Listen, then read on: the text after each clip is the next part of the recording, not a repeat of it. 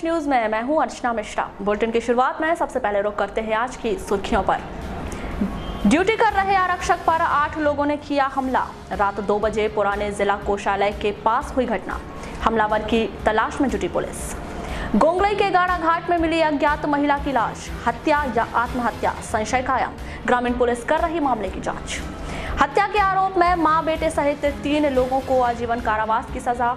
9 सितंबर को होगा नेशनल लोक अदालत का आयोजन। आपसी राजीनामे से सुलझाए जाएंगे प्रकरण। जिले में बनाई गई 19 खंडपीठ। संकल्प से सिद्धि कार्यक्रम का हुआ आयोजन। गरीबी, गंदगी, भ्रष्टाचार, जातिवाद और आतंकवाद के उन्मूलन की दिलाई गई शपथ। शैक्षणिक संस्थानों ने निकाली स्वच्छता को लेकर जागरूकता रैली। और 4 दिन बाद शुरू हो रही तिमाही परीक्षा। चिंदलई के हाई स्कूल में अभी तक नहीं खुली कई विषयों की किताबें। और अब समाचार विस्तार से। बस स्टैंड के पास पुराने जिला कोषालय में बीती रात आधा दर्जन से अधिक युवकों ने बलवा कर ड्यूटी पर तैनात एक आरक्षक से जमकर मारपीट की और जान से मारने की धमकी देकर फरार हो गए। इस वारदात में घायल आरक्षक प्रदीप सिंह राजपूत को जिला अस्पताल में भर्ती किया गया है। जानकारी के अनुसार पुलिस लाइन में पदस्थ आरक्षक प्रदीप सिंह राजपूत की ड्यूटी 27 अगस्त से ईवीएम मशीन ऑफिस की सुरक्षा में पुराने जिला कोषालय में लगाई गई है। 6 और 7 सितंबर की रात करीब 1:45 बजे जब आरक्षक राजपूत अपनी ड्यूटी से मोटरसाइकिल से पुलिस लाइन से पुराने कोषालय की ओर आ रहा था, तभी जय स्तंभ चौक के पास कुछ युवक जोर जोर से चिल्ला रहे थे। इस पर श्री राजपूत ने उन्हें ऐसा करने से मना किया तो वे आरक्षक से उलझ गए। इस पर श्री राजपूत के साथ रहे 2 आरक्षकों ने युवकों को समझाइश दी तो मामला शांत हो गया और श्री राजपूत अपनी ड्यूटी करने पुराने कोषालय आ गए। इतने में ही वही युवक मोहसिन, जावेद, बिट्टी अपने 5 साथियों के साथ वहां पहुंचे और आरक्षक राजपूत से गाली गलौज कर जान से मारने की धमकी देते हुए आरक्षक की पिटाई कर फरार हो गए। घायल आरक्षक राजपूत ने अपने साथी आरक्षक राजेश चौधरी को फोन लगाकर बुलाया और उसे जिला अस्पताल में भर्ती कराया गया। पुलिस ने हमलावर मोहसिन, जावेद, बिट्टी सहित 8 लोगों के खिलाफ अपराध दर्ज कर लिया। सर, एक आरक्षक को लाए, क्या है पूरा मामला? आरक्षक जो कि लाइन में पदस्थ था, राजपूत नाम है इसका, और जो है लाइन से जो है उसकी ट्रेजरी गार्ड में के लिए ड्यूटी लगती थी। उसी दौरान उस पर कुछ अज्ञात लोगों ने हमला किया था, जिस पर से उसकी रिपोर्ट पर से अपराध कायम किया गया है 353, 147 और 5-6 लोगों के खिलाफ। सर, जानकारी प्राप्त हुई कि आरक्षक के द्वारा शाम को कालीपट्टी चौक को तीव्र के साथ मारपीट की गई थी, जिसके बाद ये घटना हुई। नहीं, कंट्रोल रूम से सूचना आई थी उस समय 1:30 बजे करीबन। उस दिन बीट भी गई थी वहाँ पर। बीट के कुछ लोग हुल्लड़ कर रहे थे तो उनको समझाइश दी गई थी। उस समय ये आरक्षक भी वहाँ मौजूद था, तो ये भी पुलिस के साथ में रहकर ही उनको समझाइश दे रहा था। उसी दौरान फिर बाद में उसी झगड़े को लेकर के इनके साथ जो है मारपीट की यहाँ पर ट्रेजरी में। किसी के सर अभी नाम वाम आया सामने, किसी को पहचान? हाँ, उसमें कुछ लोग जो है चिन्हित हुए हैं। उसमें मोहसिन है और बिट्टू है, जो कि रजा मोहल्ले का रहने वाला है बिट्टू, और एक 2-4 लोग उसमें सॉर्ट आउट हुए हैं। ग्रामीण थाना अंतर्गत आने वाले ग्राम गोंगलई वेनगंगा गाड़ा घाट में एक अज्ञात महिला की लाश मिलने से सनसनी फैल गई। सूचना मिलने पर ग्रामीण थाना पुलिस और एफएसएल की टीम ने महिला के शव को बाहर निकालकर शव को पोस्टमार्टम के लिए जिला अस्पताल भेजा है। हालांकि यह महिला कौन है, कहां की रहने वाली है, उसने आत्महत्या की है या उसकी हत्या कर दी गई है, अभी इस बात का खुलासा नहीं हो पाया है। ग्रामीण थाना पुलिस पोस्टमार्टम की रिपोर्ट आने के बाद ही मामले का खुलासा होने की बात कह रही है। जानकारी के अनुसार गुरुवार सुबह गाड़ा घाट के किनारे घास काटने आए कुछ ग्रामीणों ने नदी में महिला की लाश होने की जानकारी गांव वालों को दी। कुछ ही देर में घटना की सूचना पूरे गांव में फैल गई। जैसे जैसे यह सूचना लोगों को मिलती गई वैसे वैसे लोग गाड़ा घाट पहुंचने लगे। तभी घटना की सूचना ग्रामीणों द्वारा कंट्रोल रूम में दी गई। सूचना मिलते ही ग्रामीण थाना नवेगांव और एफएसएल की टीम घटना स्थल पर पहुंची, जहां पंचनामा बनाकर महिला के शव को बाहर निकाला गया। ग्रामीणों द्वारा मृतिका के गले में चोट के निशान होने की बात कही जा रही है। मामले के संदर्भ में की गई चर्चा के दौरान ग्रामीण थाना टीआई चंद्रकांत पटेल ने बताया कि आसपास के थाना में अज्ञात महिला का शव बरामद किए जाने की सूचना दे दी गई है। पीएम रिपोर्ट आने के बाद ही घटना के संदर्भ में जानकारी मिल पाएगी।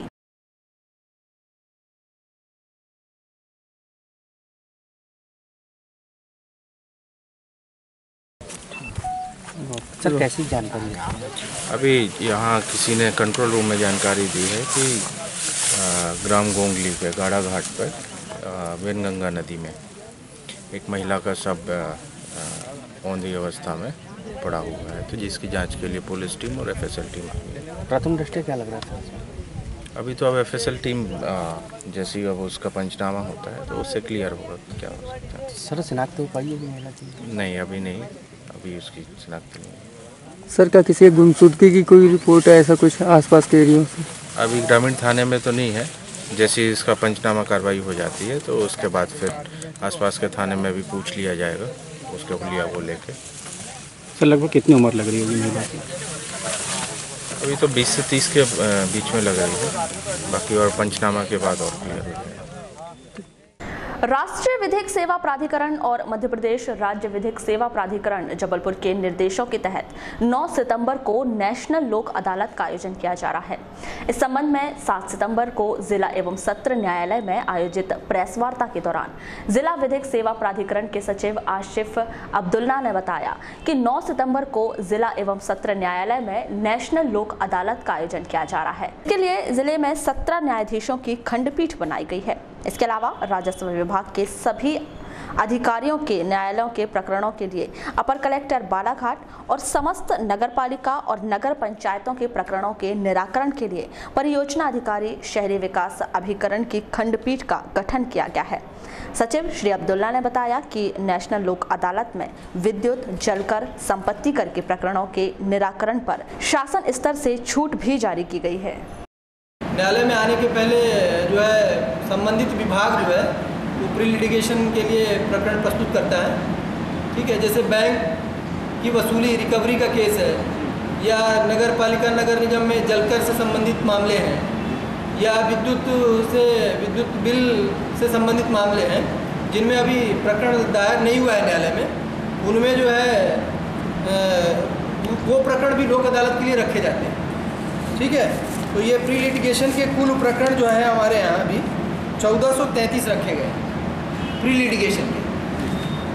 अब जो है जो अन्य प्रकरण हैं जो न्यायालय में लंबित प्रकरण, तो न्यायालय में लंबित प्रकरणों में भी कई तरह के प्रकरण होते हैं। एक तो क्रिमिनल कंपाउंडेबल केस होता है, ठीक है, जो राजीनामा योग्य आपराधिक प्रकरण, और इसके बाद जो चेक बाउंस के मामले होते हैं, ये दुर्घटना दावा के जो प्रकरण होते हैं, ठीक है, और जो फैमिली मैटर्स होते हैं, इनसे संबंधित प्रकरण भी जो है न्यायालयों की जो कुल 17 खंडपीठ बनी है उनमें रखे गए। और 2 खंडपीठ जो है, एक अपर कलेक्टर बालाघाट की बनी हुई है और एक परियोजना अधिकारी शहरी विकास अभिकरण की बनी हुई है।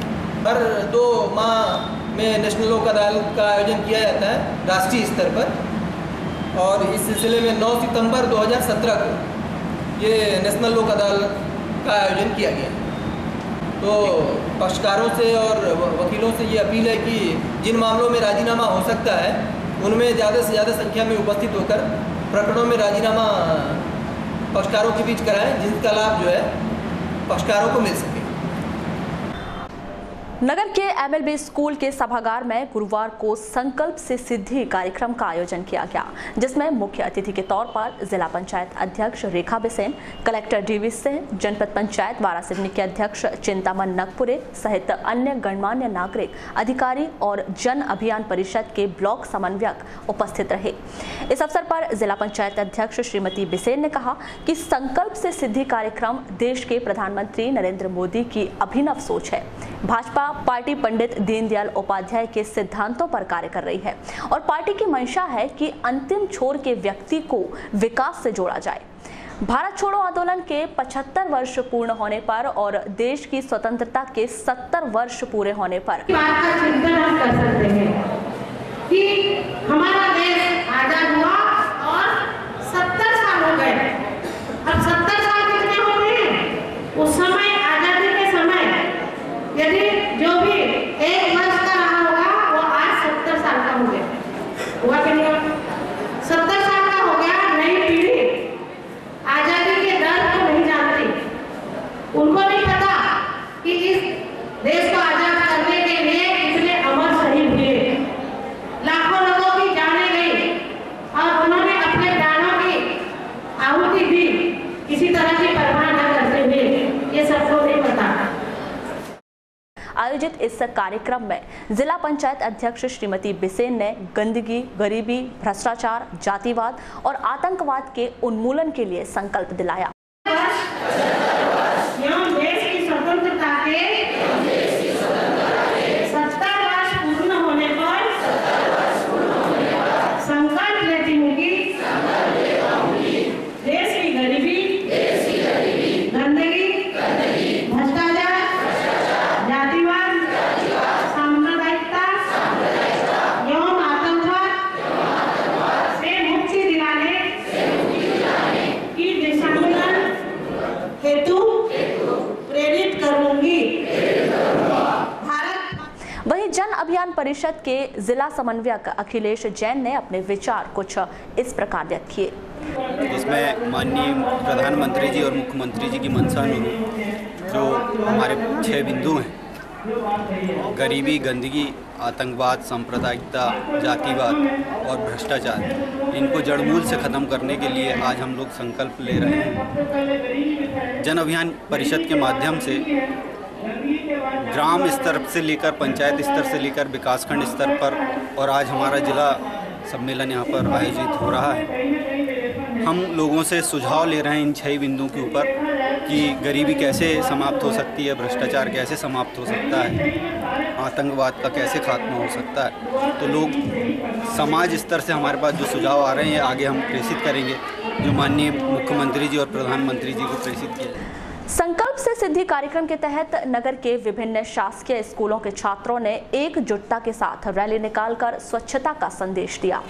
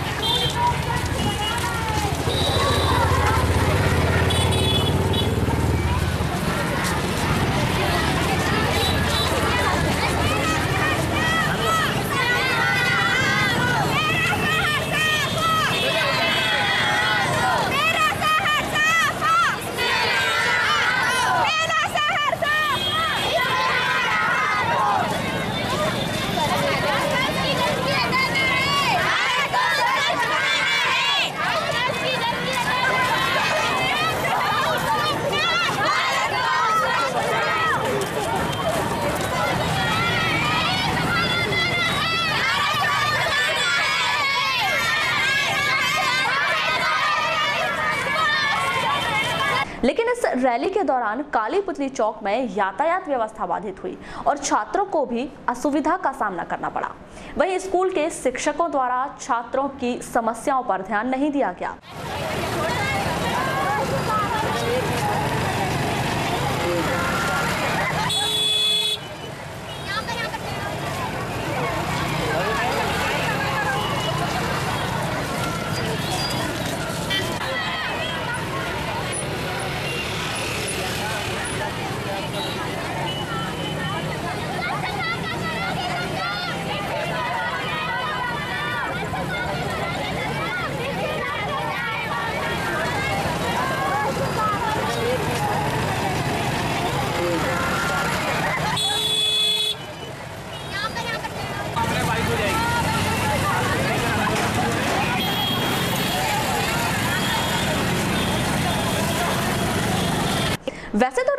जागरूकता के लिए ही निकाली गई थी, लेकिन रैली को गलियों से गुजारकर इसके महत्व को कम कर दिया गया। इस संबंध में स्कूल के प्राचार्य आर.के. लटारे ने क्या कहा, आइए जानते हैं।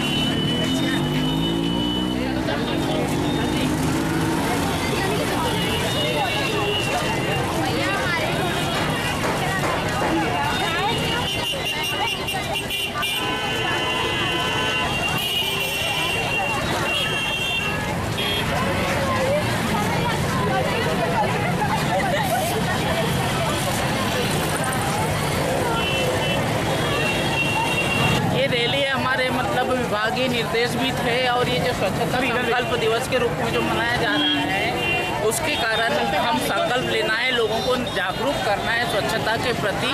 और ये सारे आयोजन जो संकल्प के रूप में मतलब हमारे विद्यालय में भी जो आयोजित कर रहे हैं, तो ये तो विद्यालयों तक आयोजित होते हैं, छात्रों तक आयोजित होते हैं, लेकिन पब्लिक में भी इसका संदेश जाना चाहिए। इसलिए विभागीय निर्देश थे कि एक रैली आयोजित की जाए। लालबर्रा क्षेत्र के ग्राम छिंदलई में पिछले वर्ष से हाई स्कूल शुरू किया गया है। इस वर्ष इस हाई स्कूल में कक्षा 9वीं और 10वीं संचालित हो रही है, लेकिन आज तक इस नए हाई स्कूल में एक भी शिक्षक की पदस्थापना नहीं की गई है। यहाँ के माध्यमिक शाला में पदस्थ शिक्षक ही अध्ययन करा रहे हैं, जिससे कुछ विषयों की पढ़ाई तो हो रही है, जबकि कई विषयों की पुस्तकें तक नहीं खुली हैं। वहीं 4 दिन बाद से तिमाही परीक्षा शुरू हो रही है। नहीं हो रही। तो अभी जैसे जुलाई से स्कूल चालू हुआ है आपका, जुलाई से अभी सितंबर चल रहा है, एक भी पढ़ाई नहीं हुई? नहीं। किसी भी विषय की नहीं हुई? नहीं हुई है। किताब खुली कि नहीं? खुली है। खुली है? किसने खुलवाया? मासूर का सर जी ने। वो कौन से स्कूल में? वो प्राइमरी स्कूल के। अच्छा, तो वो क्या पढ़ाते हैं? हिंदी पढ़ाते हैं। और बाकी गणित? गणित फिर कोई नहीं पढ़ाते। कोई नहीं? संस्कृत? भलाई सर जी। तो अभी क्या समस्या क्या आ रही है? पीरियड लग रहे हैं, नहीं भी लग रहे बोल रहे हो और पढ़ा भी रहे बोल रहे हो? नहीं, यानी कि किताब खुलवाए हैं बस। अच्छा, किताब खुलवाए बस, पढ़ा नहीं रहे हैं? नहीं। फिर कैसे पढ़ोगे? 10वीं बोर्ड क्लास है तो कोचिंग ट्यूशन जाते हो? अभी कैसा क्या चल रही पढ़ाई? पढ़ाई कुछ भी नहीं चल रही, टीचर भी नहीं है। मांग तो की गई थी लेकिन टीचर ही नहीं आए।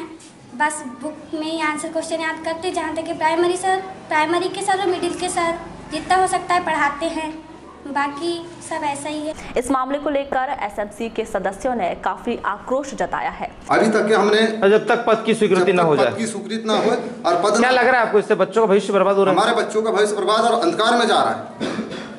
इसलिए हम जब तक हमारे सर हैं, भलाई सर हैं, मासूरकर सर हैं, श्रीवास्तव मैडम जी है, जब तक रहेंगे उस समय तक स्कूल चालू रहेगा। और जिस दिन सर या मैडम यहाँ से चले जाएंगे, वैसे स्कूल हम ताला लगा देंगे और संकुल में हमारे बच्चे पहुँचाएंगे। अगस्त क्या है ये सितंबर 5 सितंबर 6 सितंबर आ गया तो आज तक टीचर नहीं।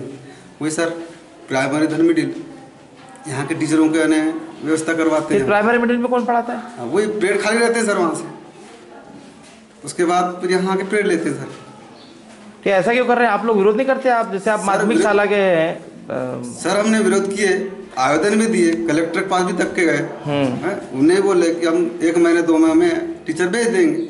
पद स्वीकृत है कि नहीं हाई स्कूल में? पद स्वीकृत है ही नहीं सर। यह भी जानकारी मिली है कि अभी तक माध्यमिक शाला के जो शिक्षक हाई स्कूल में पढ़ा रहे हैं, वे भी अतिशेष होने के कारण उन्हें हटाया जा रहा है। गांव के उप सरपंच बताते हैं कि कृषि मंत्री द्वारा शिक्षकों की पदस्थापना का आश्वासन दिया गया है। हमने पर बच्चे तो आपके गांव के? बच्चे हमारे गांव के। हमने टीचरों के लिए मांग पत्र एक बार नहीं 2-4 बार हमने मांग पत्र दिया।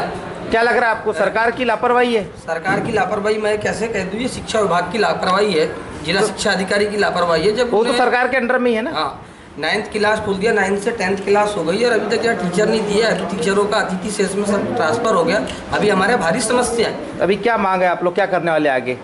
मांग कल मैंने इस विषय पे मंत्री मोदी से चर्चा किया और उनने जिला शिक्षा अधिकारी से और कोई विशेष सर है उनसे बात की है, तो बोले 1 सप्ताह के अंदर में यहाँ टीचरों की व्यवस्था की जाएगी। भारतीय स्टेट बैंक बालाघाट द्वारा होटल मल्लिकार्जुन में एक अहम बैठक का आयोजन किया गया, जिसमें बैंक अधिकारियों द्वारा अपने विभिन्न इन्वेस्टमेंट प्लान, बीमा योजना, नेट बैंकिंग और बैंक खाते से आधार कार्ड को लिंक कराने सहित अन्य बैंक संबंधी जानकारियां सामान्य ग्राहकों को दी गई। टाउन हॉल मीटिंग के नाम से आयोजित इस बैठक के संदर्भ में की गई चर्चा के दौरान भारतीय स्टेट बैंक शाखा बालाघाट के महाप्रबंधक संजय मोहाडीकर ने बताया कि SBI द्वारा पूरे भारत देश में टाउन हॉल मीटिंग का आयोजन किया गया है, जिसमें विभिन्न इन्वेस्टमेंट प्लान, बैंक संबंधी जानकारियां ग्राहकों को दी गई हैं। उन्होंने बैंक के सभी खाता धारकों से शिविर में पहुंचकर अपने खाते को आधार कार्ड से लिंक कराने की अपील की है।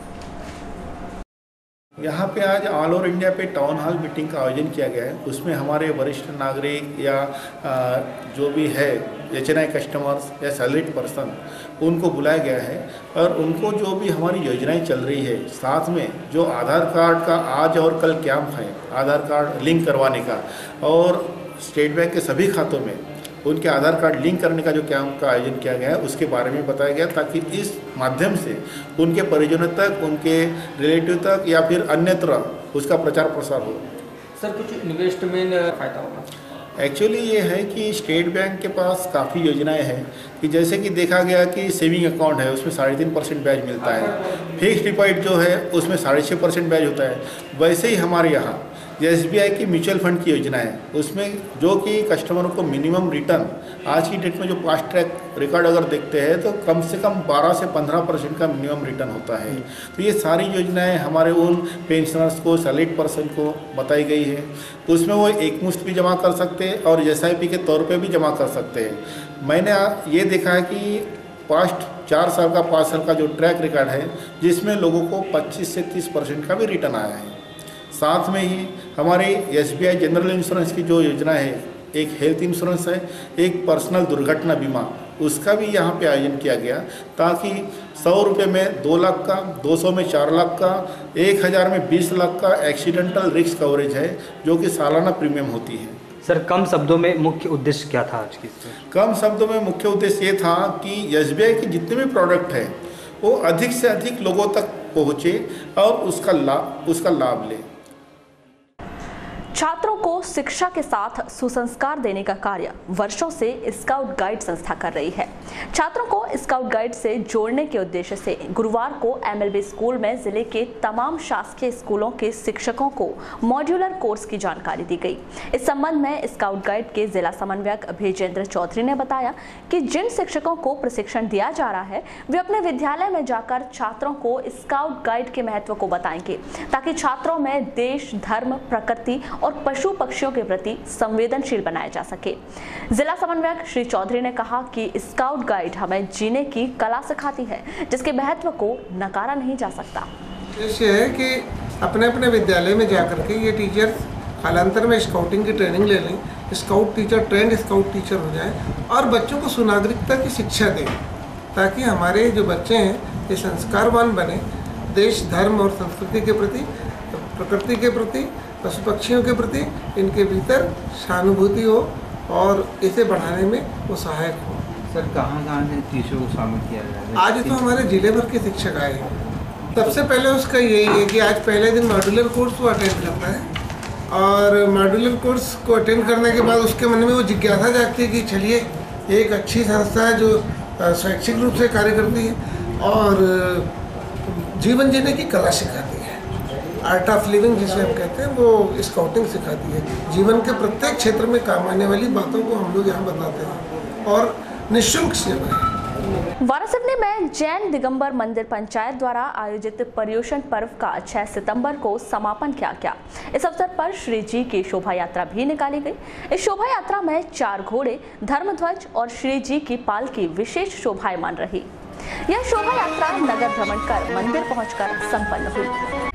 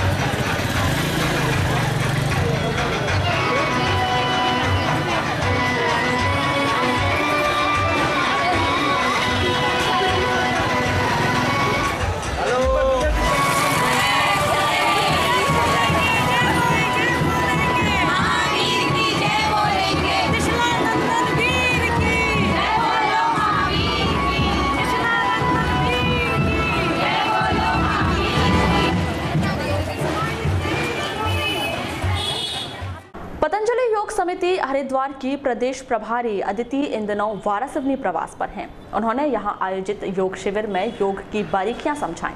वहीं बाद में पत्रकारों से चर्चा करते हुए उन्होंने योग के प्रति जागरूकता बढ़ाने की बात कही है।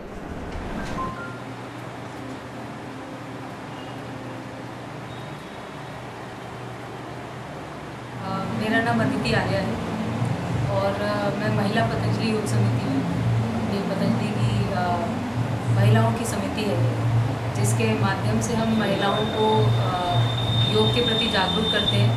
एक महिला सशक्तिकरण का कार्य है ये और उसी के माध्यम से हम जड़ी बूटियों का ज्ञान देके महिलाओं को योग का ज्ञान देकर एक राष्ट्र सेवा के लिए और महिला जागृति के लिए कार्य कर रहे हैं स्वामी जी के सानिध्य में। और मेरा दायित्व भी एक वरिष्ठ सेवाव्रती के रूप में पतंजलि में है और अभी मुझे पतंजलि में आए हुए ज़्यादा समय नहीं हुआ।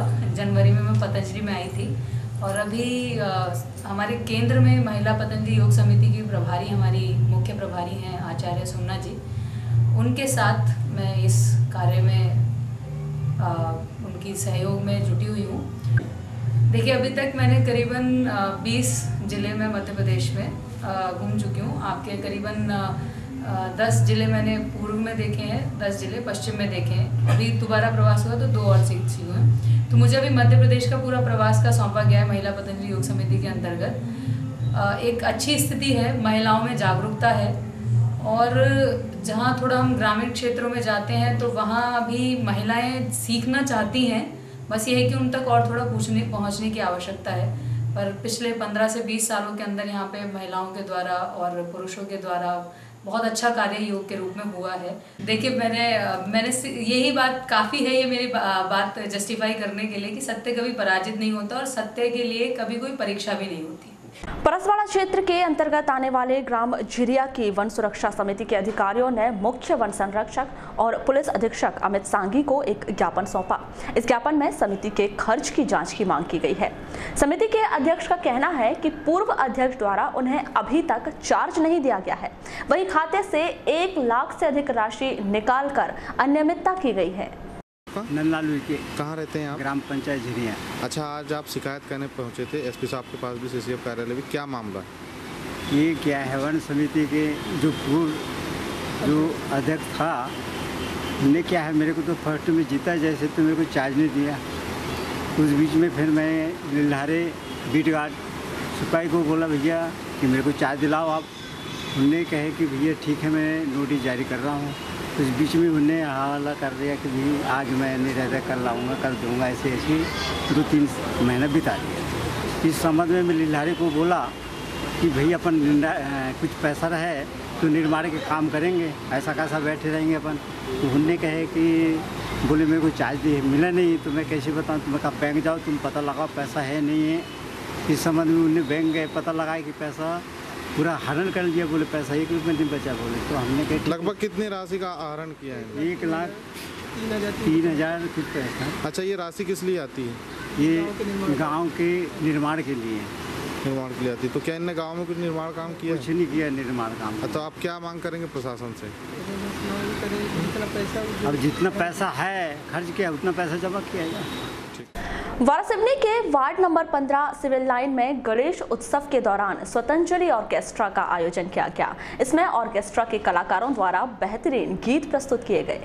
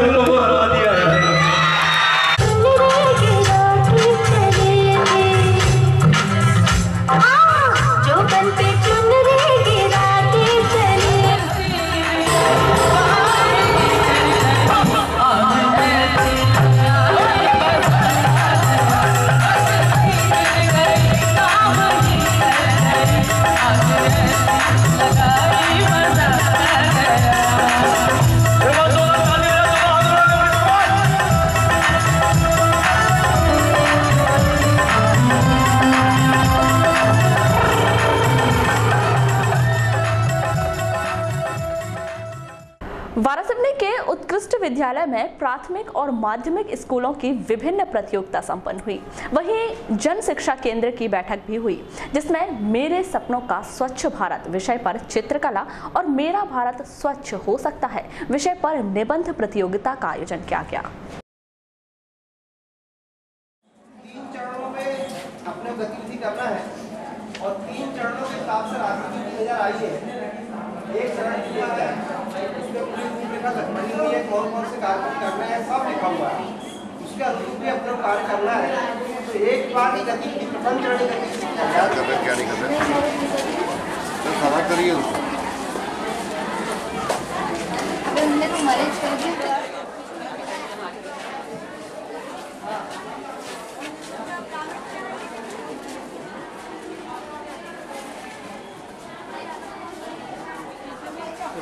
मैं यूरेंद्र कुमार हनवत। सर, क्या कार्यक्रम आयोजित किया गया आज यहाँ पर स्वच्छ भारत अभियान के अंतर्गत जन शिक्षा केंद्र स्तरीय चित्रकला प्रतियोगिता और निबंध प्रतियोगिता का आयोजन किया गया है और साथ ही साथ मोगली उत्सव अभियान के अंतर्गत जन शिक्षा केंद्र स्तरीय निबंध प्रतियोगिता का भी आयोजन किया गया है और उसके साथ साथ यहाँ जन शिक्षा केंद्र स्तर की टीलीवाई उत्कृष्ट विद्यालय वारासिवनी में बैठक का आयोजन भी हो रहा है, जिसमें जन शिक्षा केंद्र स्तर से संबंधित सभी शालाओं को जो निर्देश हैं वो दिए जा रहे हैं। निर्देश में क्या दिए जा रहे हैं? निर्देश में दिए जा रहे हैं कि शालाओं में क्या क्या कार्यक्रम करना है, जैसे राष्ट्रीय मेंस मेरिट कम छात्रवृत्ति के बच्चों से फॉर्म भरवाना है, गणित ओलंपियाड के फॉर्म भरवाना है।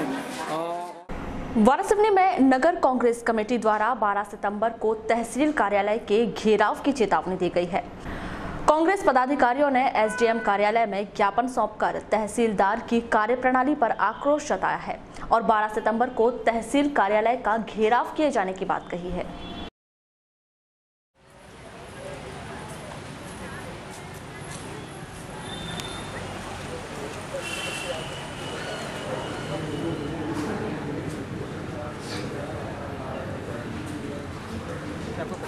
मैं संदीप मिश्रा, पार्षद, सभापति एवं अध्यक्ष विधानसभा कांग्रेस सेवा दल वारासिवनी कैलांज। भैया, तहसीलदार द्वारा कल से 3 दिवसीय हड़ताल पे गए हुई है, जिससे बहुत सारे हितग्राही पहुंचे हुए हैं यहाँ पे, उनको शासन की योजनाओं का लाभ नहीं हो, अनेक प्रकरणों का निराकरण नहीं होना पा रहा है। क्या कहना चाहेंगे इस संबंध में? प्रदेश के सभी तहसीलदार अपने संघ के बैनर तले अपनी विभिन्न मांगों को लेकर हड़ताल पर हैं, किंतु कल उनकी समझौता वार्ता चल रही थी।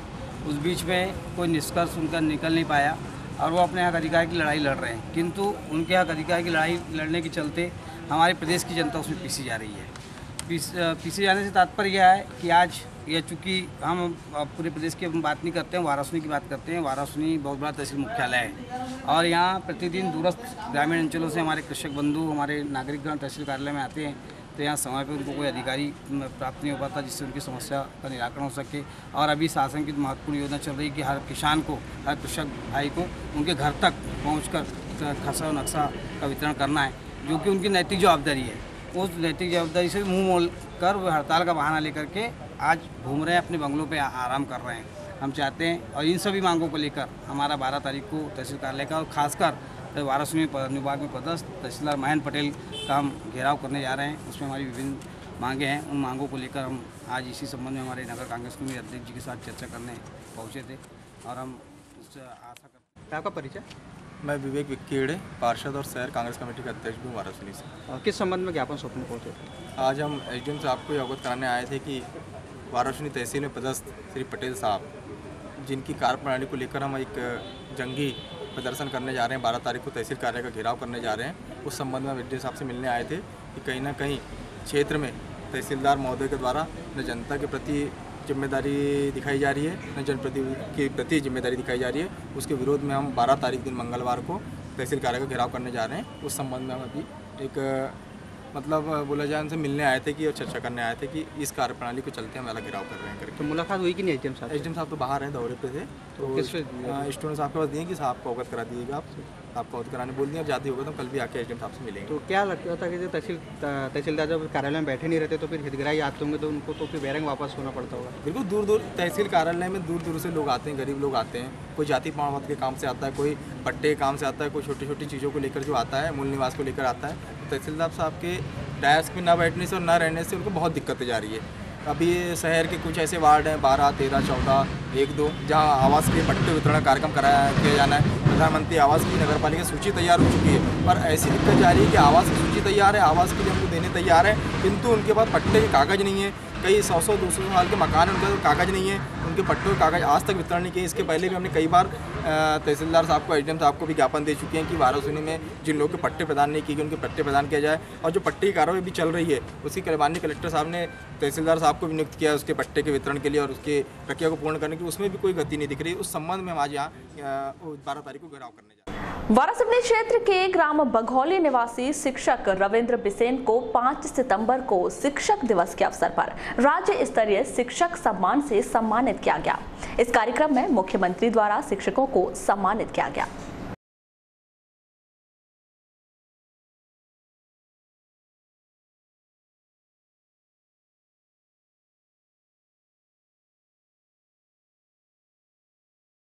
मैं रविंद्र कुमार बिसेन अध्यापक पद पे नीमच जिले के शासकीय माध्यमिक विद्यालय कचौली में कार्यरत हूँ और मेरा मूल निवास बालाघाट जिला वाराणसी तहसील का ग्राम बघौली है।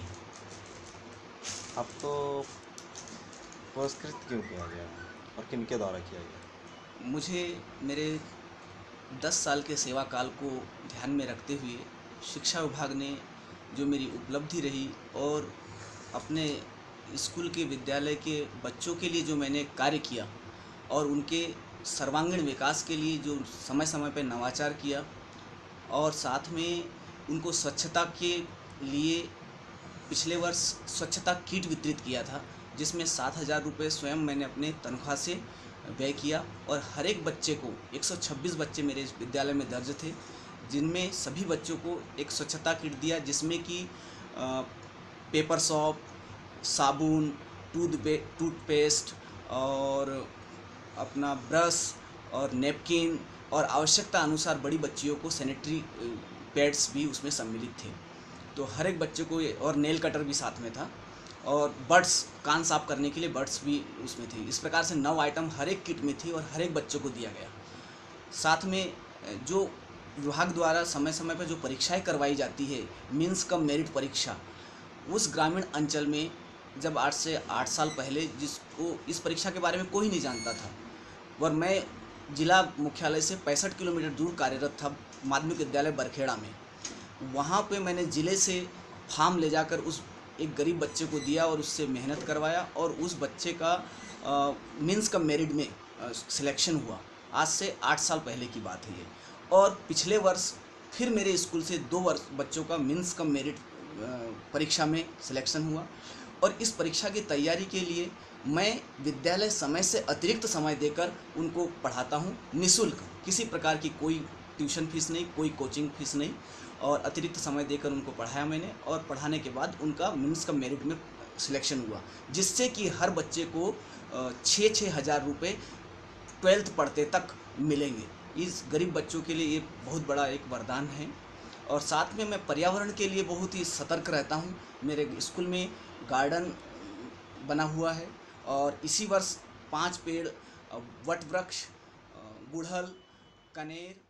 Ambedkar right party of India द्वारा 7 सितंबर को जन आंदोलन किया गया। नगर के अंबेडकर चौक में आयोजित इस कार्यक्रम में मुस्लिम, बौद्ध, ईसाई और सिख समाज के लोग शामिल हुए। इस अवसर पर अल्पसंख्यकों के अधिकारों को लेकर चर्चा की गई। देश में मोदी जी सत्ता में बैठे हुए हैं। आज देश में मोदी जी सत्ता में बैठे हैं, इनको देश के प्रधानमंत्री बनने का सुअवसर मिला हुआ है। हम उनसे एक ही निवेदन करेंगे कि आपको जीवन में एक अच्छा सुअवसर मिला है, अच्छा अवसर मिला है, उसको सुअवसर में बदलिए और संवैधानिक लोकतंत्र और मानवाधिकार को लागू करिए। धन्यवाद कविराज मेश्राम जी, आपने बहुत ही कम समय में अपनी अच्छी बातों को रखा, इसके लिए मैं धन्यवाद आपको देता हूँ।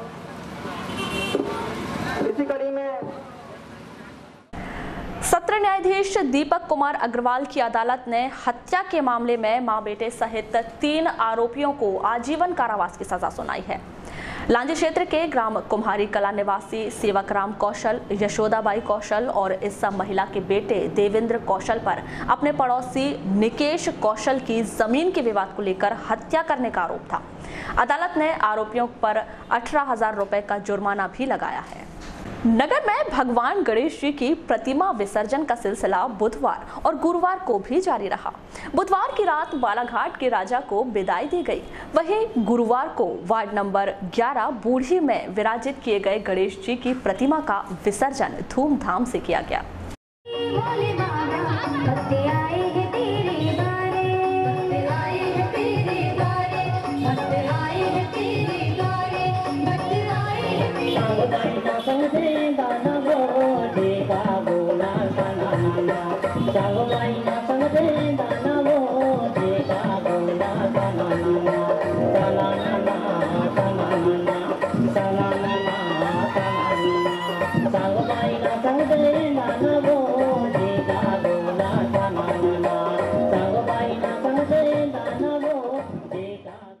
बालाघाट के पीजी कॉलेज में एडमिशन के लिए बढ़ाई सीट पर कांग्रेसियों ने कहा कि यह एनएसयूआई द्वारा किए गए आंदोलन का परिणाम है।